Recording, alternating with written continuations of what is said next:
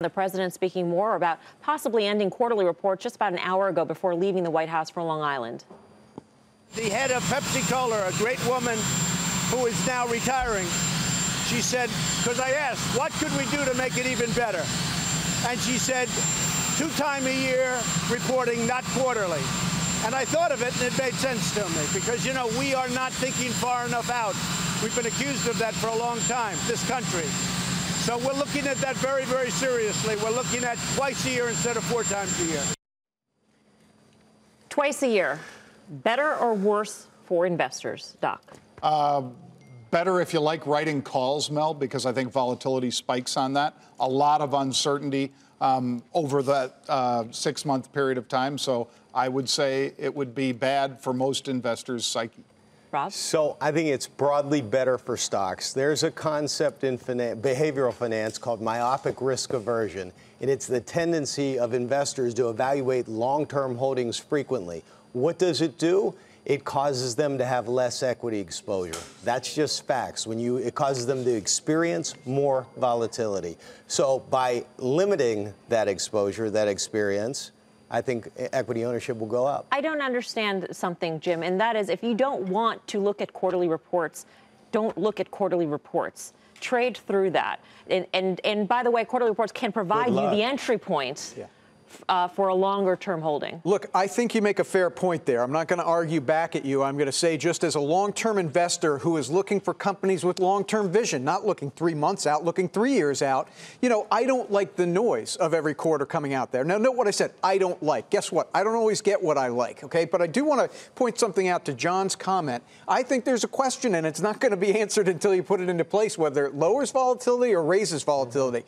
I consider Cisco, which reported earnings a couple of nights ago, and it rose on that quarterly report. The prior quarter, it went down on the quarterly report. You know what? It's noise to me. If I look at where Cisco was 6 months ago versus where it is today, I just want a straight line there. I don't need it going down and then up. So to me, just in that anecdote, I see lower volatility. But I think you make a great point, and I don't think there's a way to know until you actually put it in place. Can I jump in here for 1 second? Because self-directed investors talk to them all day long. I think this is really bad for them because it's not transparency. You're talking about managing for the long term. You want to do that? Change compensation structure. People change their behavior around how they get paid. So change how CEOs get paid, but do not change transparency for we talk about it at the SEC all the time, Mr. and Mrs. 401k. This is right at the heart of Mr. and Mrs. 401k. But I mean, in terms of the volatility argument, do you agree that it would lower volatility? I don't. I mean, it would lower event. I don't know if it would lower event volatility because there'd be less of them. So maybe it would lower volatility a little. It's more secular. By definition, it has to, because you're focused on more secular long-term themes in the day-to-day. You don't think that everybody's going to be focused just as much of their focus more so on the 6-month report, and the volatility is going to be pent up and greater than for a quarterly report? What I think would happen, and I'm sorry to take over for you, is the all-important guidance would widen, right? So if a company has, you know, a 4-cent range on next quarter's guidance, maybe that becomes an 8-cent range on a 6-month guidance, and I think the market would adjust to that. Again, you're not going to know until you put it in place. But why can't you change behavior and guide further? Say, we're not going to guide for the next quarter. We're going to guide out for a year. Again, it's easy to change behavier and still give transparency. As I said, it's what I like, not what I need. When the other people report. For instance, Apple's a huge buyer of other people's tech, right? They load it into the iPhone. So if Apple reports, for instance, in, I'll pick, you know, August, as they did, when Apple reports their earnings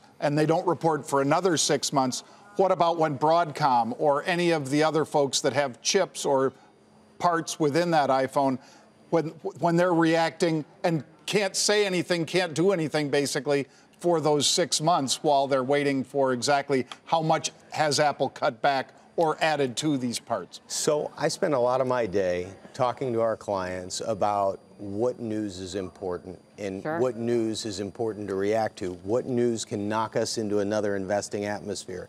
And if you looked at the mosaic of things that we have to deal with throughout the course of a year, there's a ton of news that really broadly does not matter and investors should not be focused on. The implications of them focusing on it it impacts their ability to make decisions that are consistent with them achieving their long-term goals. I don't care if you're an endowment, a foundation, and a wealthy investor or somebody in their 401k.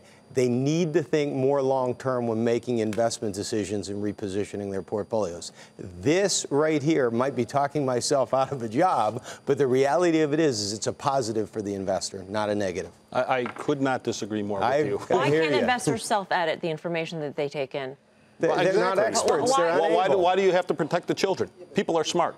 And let them make their own choices. I'm not doubting that, but as somebody that made their money as a business executive, grew up learning the instincts of what made them a successful executive. They learned along the way. They're all of a sudden thrust into the asset management business, which we're expert in every day. Look, I think this is a question. This is a question of style. Okay, you're talking about self-directed investors. They have a style of investing. I have a style of investing that's long-term, measured over years. It works for me to have 6 months. It wouldn't work for your investors. We get that. It's different styles. Yeah. And you can change the way we report to be more long-term. I don't disagree with that.